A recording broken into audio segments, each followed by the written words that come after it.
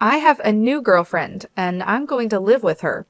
I'm divorcing you, and you need to go to your parents. I don't understand what you're saying. I don't need you anymore. You can stay with my parents if you want to be a breadwinner or a housekeeper. Julianne, you understand. My in-laws and my husband laugh at me. They are the worst kind of people.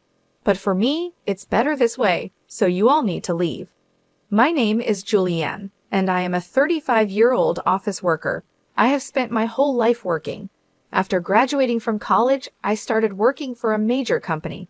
For about 13 years, I worked hard and earned qualifications for promotions. Thanks to that, I am now a department manager at a young age. I am blessed with a boss who always has something useful to say and a team of highly motivated and talented subordinates. My work life was very fulfilling, but my personal life was not at all. I had a boyfriend once when I was a student, but none since I started working. Worried about my situation, a friend of mine hosted a dinner party for me. That is where I met Jake. He was kind, had a nice smile, and seemed very personable. Since he was the same age as me, we had a lot in common and enjoyed talking to each other. We soon became friends, exchanged contact information, and started going out to eat alone together. Then he confessed his feelings for me, and we started dating. We got along well, he proposed to me, and we ended up getting married. I was so happy to be married to the man I loved so much. Soon after, I went to his parents' house to meet them. His parents were very kind and welcomed me with open arms. Julianne, it's nice to meet you. I can't believe such a beautiful person became Jake's bride, they cried. I am so proud of my son for bringing a good woman here. Hey, Mom and Dad, stop it. Julianne is getting scared. Oh my, if you really think so, you can say it. That's right, it's a compliment, so it's okay. His parents were very friendly and easy to talk to, just like him. Julianne works for a major company, doesn't she? Oh, that's great. It's cool to be a woman who can work hard. Will you quit your job when you get married? No, I'm going to keep working. Well, you've got a good job at a good company. That's better. I was relieved. According to my friends, their mothers-in-law often told them to quit their jobs, saying it was a wife's job to support her husband. So I was glad. I thought to myself that my future mother-in-law was generous. After greeting my parents, we got married. My heart was filled with excitement for the new married life that was about to begin.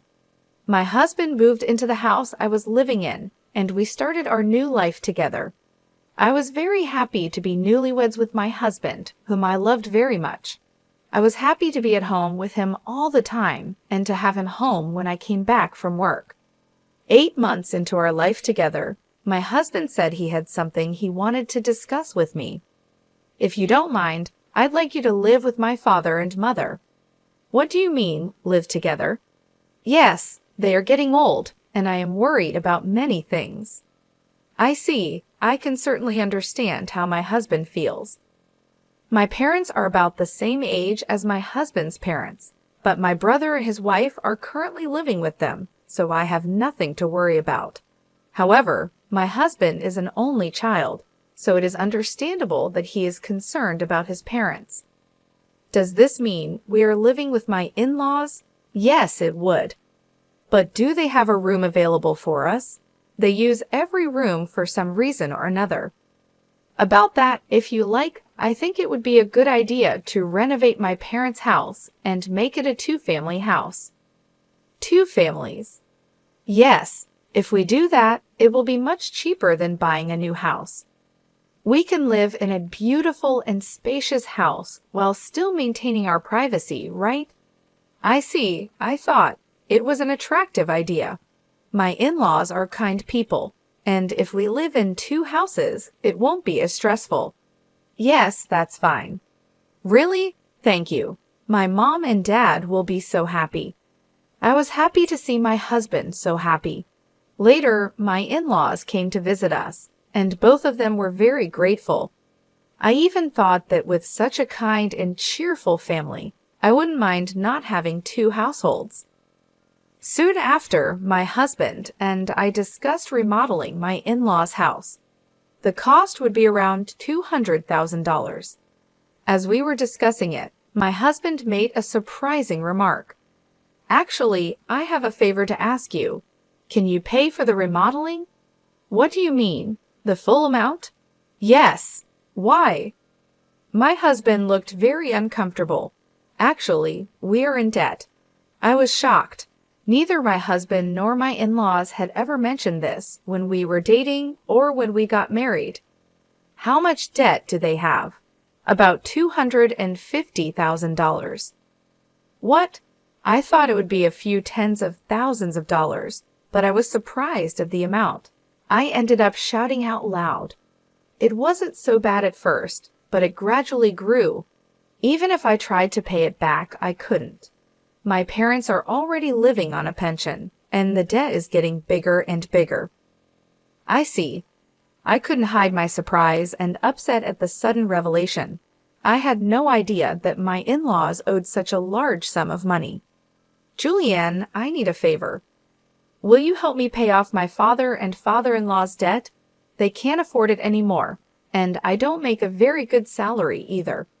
Then isn't it going to be tough to renovate the house and live together as two families? No, that's important, so let's go ahead as planned. You have asked me to pay for the remodeling and your father's debt. I'm on the hook for $250,000.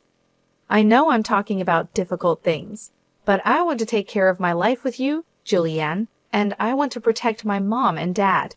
It's because I love both my parents and you. I'm sorry I'm being greedy, but if you really love me, please help me. I'll pay you back little by little. I was very upset. My husband and my in-laws had no one to turn to but me. I knew my husband really loved me, but I felt deceived by his words. Love is blind, I thought.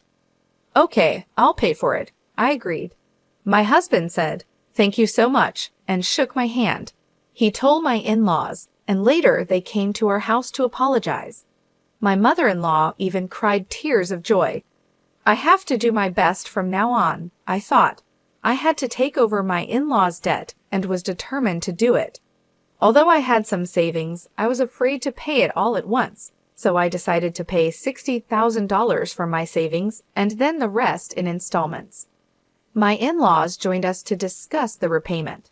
I explained my plan for installments, and they said I could do whatever I wanted. Why don't you transfer the money directly to the account for debt repayment?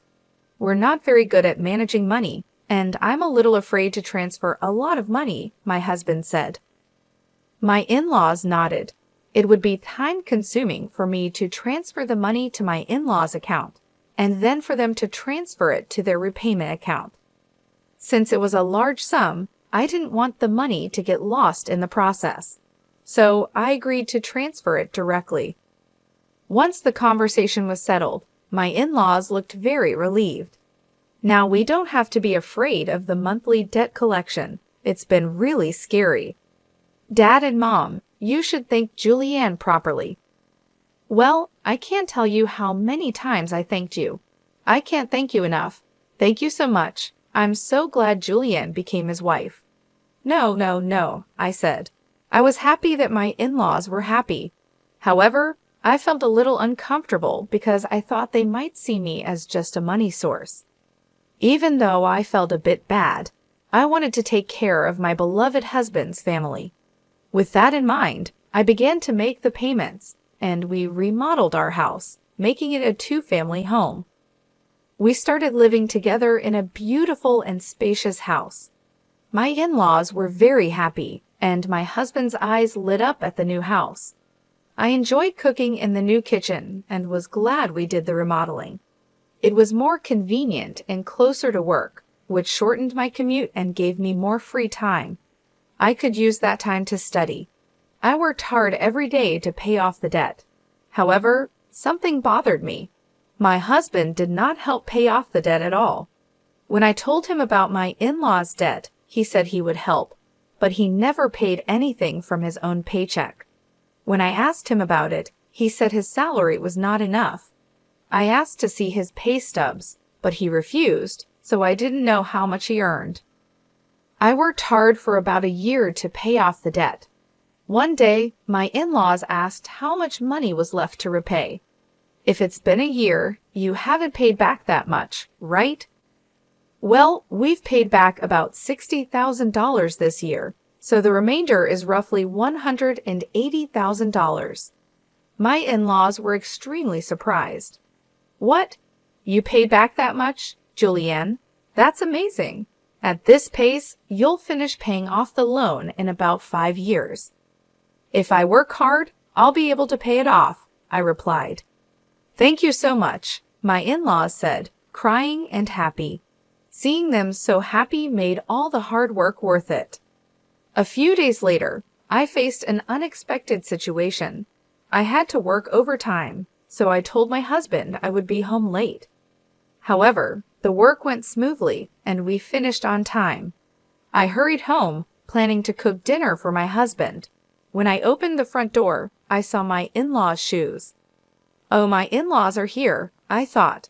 I walked toward the living room and heard my in-laws and my husband talking. You were right to marry that woman, weren't you, Jake? You did great. I can't believe you got a woman with that much money when I heard she works for a big company. I was really careful and seduced her. You should be more grateful. You should be more grateful. Oh my, you're one of the people who created that debt. What? But I owe the least. What are you talking about? How much did you spend on horse racing? Your gambling is terrible. I get a jackpot once in a while, so sometimes we were actually ahead. How can you be ahead when you owe $250,000? But at this rate, we'll be able to get out of debt and get back on track. That's really great, and she even remodeled our house. I got a really good wife. Well, I'm going to dump her after she pays off the debt. My husband and in-laws laughed. I was so shocked I couldn't move from the front door for a while. After calming down a little, I made a loud noise as I closed the lock and said, "I'm home," from the front door. When I went to the living room, my in-laws and husband greeted me with smiles. Oh, Julianne, welcome home. Good job, good job. Well, we're going back to our room. Let's have dinner together again soon. I was so afraid of their gentle smiles because I had heard their earlier conversation. Seeing my husband pretending to be a good husband with a smile on his face shocked me. I wondered why I had been working so hard to pay them back. Didn't you say you had to work late today? Yeah, but I finished earlier than expected, so I hurried home to cook dinner. I tried my best to act calm until dinner, so my husband wouldn't realize what I had heard. Later, when my husband was taking a bath, I stayed in my room and cried alone. Crying as hard as I could made me want to get back at my husband and in-laws. From then on, I acted quickly. I began to prepare for the divorce and made plans for what to do afterward. About 5 months passed.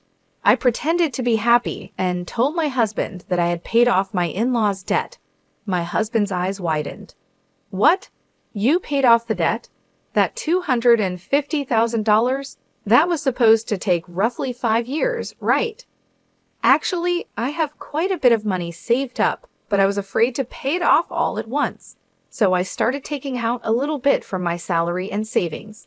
But we were already below $200,000, and I thought it would be better to pay it all off at once. I see, I said. Then I asked, do you mind if I check? And showed my husband the bank book. Oh, it's true. $180,000 was paid all at once. My husband tried to hide his excitement, but I could see he was itching to get out of there. Wow, Julianne, thank you. My parents are going to love this. He put his hands on his face, pretending to cry, but I knew it was just an act. Soon after, my in-laws came and thanked me. Thank you so much. I'm so glad I met Julianne. You're like a blessing. If I hadn't known the truth, I would have been happy to hear their thanks. But I knew what they were really like, and I only acted nice because I was ready for my plan. A few days later, my husband asked to speak with me. He looked very serious. What's going on? I asked. I'm sorry, Julianne, but you have to leave me. What do you mean? I acted surprised on purpose. I have a new girlfriend. What? I'm going to live here with her, so I'm divorcing you. You're going to my parents' place. I was shocked by Jake's unexpected statement. I knew from overhearing their earlier conversation that my husband would leave me once the debt was paid, but I didn't expect him to openly declare his infidelity. What did he mean by sending me to his parents' place? I don't really understand what you mean, I said. My husband's mood turned sour. You're not very understanding at all. I don't need you anymore, but as a breadwinner or a housekeeper, I can keep you here. Then the front door opened, and my in-laws came in. Jake, did you finally tell her? Yeah, I told her. I wish I could have been there for that moment. You can come to our house if you do the chores for us. Of course, we'll charge you rent. My in-laws and husband laughed at me. They were the worst people ever. All of you need to leave, I said. My in-laws rolled their eyes at my comment. What are you talking about? Have you forgotten? I can easily pay for the renovation myself. You changed the name of the house to mine, so I have the rights to this house. I can decide who lives here and who has to leave. My in-laws' faces turned pale at my comment. They finally remembered about the house title. I was really dumbfounded. I'm sorry, but you can't live here anymore. If we get divorced, you'll be strangers. My in-laws realized the seriousness of the situation, but my husband, not wanting to be outdone, retorted, But you took over our debt and paid it in full. You're the one losing money. If we had no debt, we could at least afford a new place to live. That's true. Thank you for letting us live in a nice house while you pay our debts, my in-laws and husband said. I'm sorry, but I didn't pay off the rest of the $180,000 debt. What? No, but you had money missing from your bank book. That was just a separate account I created and moved money around in. The debt hasn't changed from $180,000. I just haven't had the collections come yet because I've been paying large sums continuously. But it's time for them to come, so you are responsible for paying the rest. My husband and in-laws were shocked. Then I warned them, Jake, you told me you were having an affair, so you should pay alimony. I'll charge your partner for the affair too. Oh no, she went out with me because she thought I had money and a house. If I have to pay alimony, she'll dump me. I don't care about that. No, I apologize. Please don't leave us, my husband pleaded. My husband was afraid of being dumped by his lover, and my in-laws were afraid of being left by me. They were truly selfish. I have nothing to do with you people anymore, no matter what you say. I have also put this house on the market. I will also have you pay the $120,000 debt I paid on your behalf through my lawyer. My in-laws froze, stunned by the loss of everything they had. I then demanded a divorce and alimony from my husband through my lawyer. I also demanded alimony from his lover and $120,000 from my in-laws for what I had paid. Actually, that renovated house sold for about $400,000. It was in a good location, and a family looking for a duplex bought it at a good price. I had to pay $320,000, which included the $120,000 debt and $200,000 for the renovation. However, I ended up gaining $80,000 from selling the house. Additionally, I received alimony from my ex-husband and his affair partner, which greatly improved my financial situation. On top of that, I got a $120,000 payment from my ex-parents-in-law. I ended up benefiting the most from this situation. I believe this is fair because the damage I suffered was significant enough to make me distrust people. Initially, I had savings because I was learning how to invest, with the goal of paying off my in-laws' debts as quickly as possible. Since I had substantial savings to begin with, I invested tens of thousands of dollars, and my assets grew significantly in about a year. Additionally, I received a raise at work, so my earnings increased. Because of my savings and investments, I was able to take such drastic steps. My former in-laws ended up back in debt and lost their house, but they deserved it for deceiving me. People who cheat others should face the consequences. This experience has taught me to be more cautious and develop a better sense of judgment about people. Moving forward, I will continue to save and increase my assets so I can live a comfortable life in my old age. I want to make happy memories with people I can truly trust. For example, I started by focusing on improving my financial knowledge. I took courses and read books about investing and personal finance. This helped me make informed decisions about where to invest my money. Over time, I diversified my investments, spreading them across different asset classes like stocks, bonds, and real estate. This strategy helped grow my wealth steadily and securely. Furthermore, I took advantage of opportunities to advance my career. I sought out additional training and certifications related to my field. These efforts paid off when I received a significant promotion and raise. The increased income allowed me to save more and invest more aggressively. Through all of this, I remained focused on my long-term goals. I wanted to ensure that I could retire comfortably and enjoy my later years without financial worries. I'd also wanted to be in a position to help my loved ones if they ever needed support. This vision kept me motivated and disciplined. Eventually, my efforts paid off. I was able to buy a beautiful home in a great neighborhood. I also traveled to places I had always dreamed of visiting. More importantly, I built strong relationships with friends and family who truly cared about me. These connections brought me joy and fulfillment.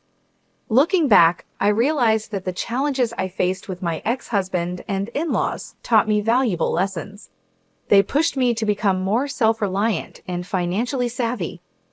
They also helped me appreciate the importance of surrounding myself with trustworthy and supportive people. In conclusion, I transformed a difficult situation into an opportunity for growth. By focusing on my financial health and personal development, I created a better future for myself. I hope my story inspires others to take control of their lives and make positive changes. What did you think of the story? Please subscribe to our channel and see you in the next video.